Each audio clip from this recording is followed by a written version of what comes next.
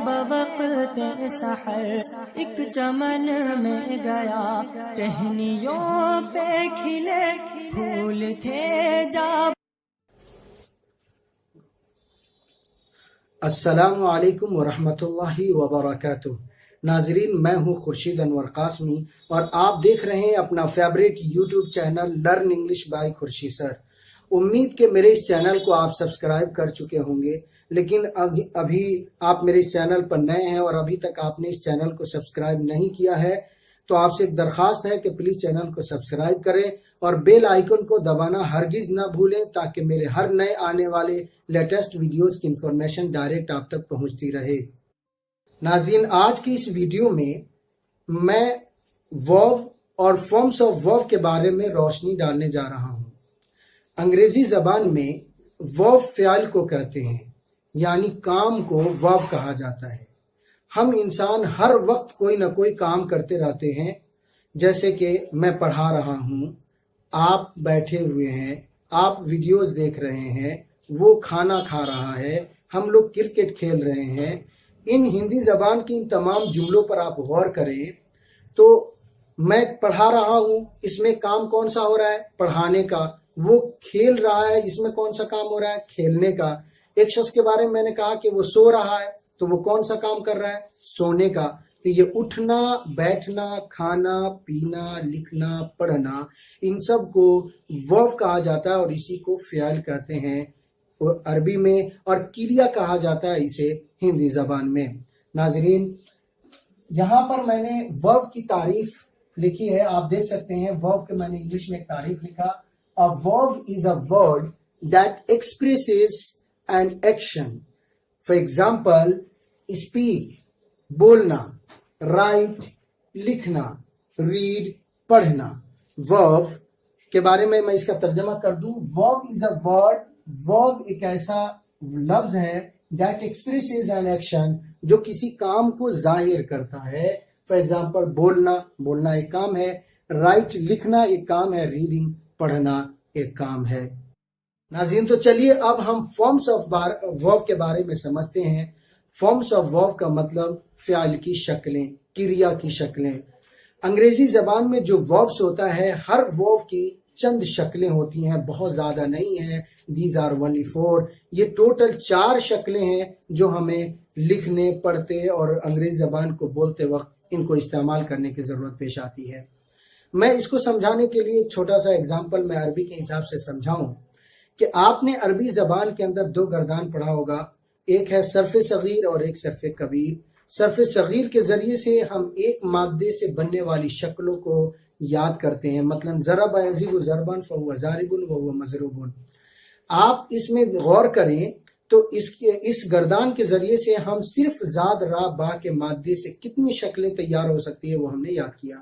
اسی طرح انگریزی زبان میں ایک فعل اور ایک مصدر کی ٹوٹل کتنی شکلیں ہو سکتی ہے، اس کو یاد کرانے کے لیے میں نے ایک کتاب لکھی ہے، منتخب انگریزی لغات۔ آپ اس کتاب کو خرید کر کے اور کافی زیادہ فائدہ اٹھا سکتے ہیں۔ اس کتاب کے اندر میں نے تقریباً ہر سبق میں 15 وربس دیا ہے، جس کو تینوں فارمز کے ساتھ ہم نے ذکر کیا ہے، first form, second form, third form, fourth form. اور وہ کیا ہوتے ہیں فارمز؟ آئیے ہم وائٹ بورڈ کے ایک نقشہ جو ہم نے تیار کیا اسے سمجھتے ہیں تاکہ یہ نقشہ آپ کے ذہنوں پر بیٹھ جائے۔ آئیے دیکھتے ہیں۔ یہاں پر میں نے لکھا فارمز آف ورب، یعنی فعل کی شکلیں۔ یہاں پر انگلش لینگویج میں ٹوٹل 4 شکلیں ہوتی ہیں، ایک شکل اور ہوتی ہے لیکن ہم نے اس کا ذکر نہیں کیا۔ آئیے دیکھتے ہیں وہ کون سی شکل ہوتی ہے۔ نمبر 1 فرسٹ فارم، اس کو انگلش میں انفینیٹیو، اردو میں اسے مصدر عام کہتے ہیں۔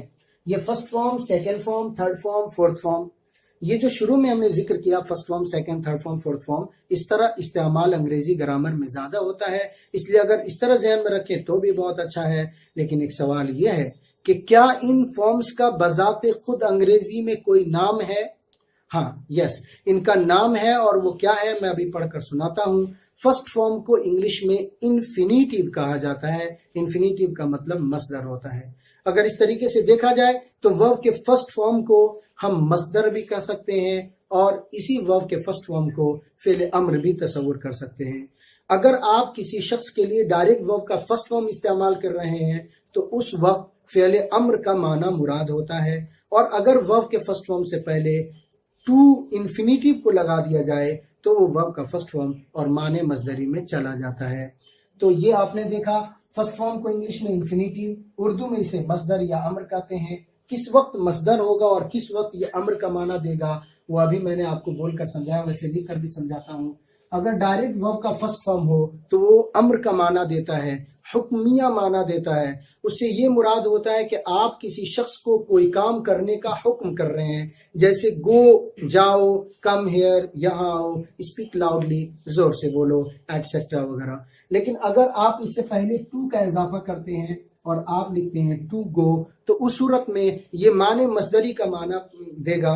فار ایگزامپل آپ کہتے ہیں I want to learn English. اس جملے کے اندر دیکھیے تو I want to learn English, learn verb کا فرسٹ فارم ہے اور اس سے پہلے آپ نے ٹو لایا. اب ترجمہ ہوگا کہ میں انگلش سیکھنا چاہتا ہوں. یہاں پر آپ دیکھ رہے ہیں کہ نا معنی جو مصدر کی علامت ہے وہ آپ نے اردو میں ذکر کیا. سر نیکسٹ ہے ہمارا پاسٹ سمپل.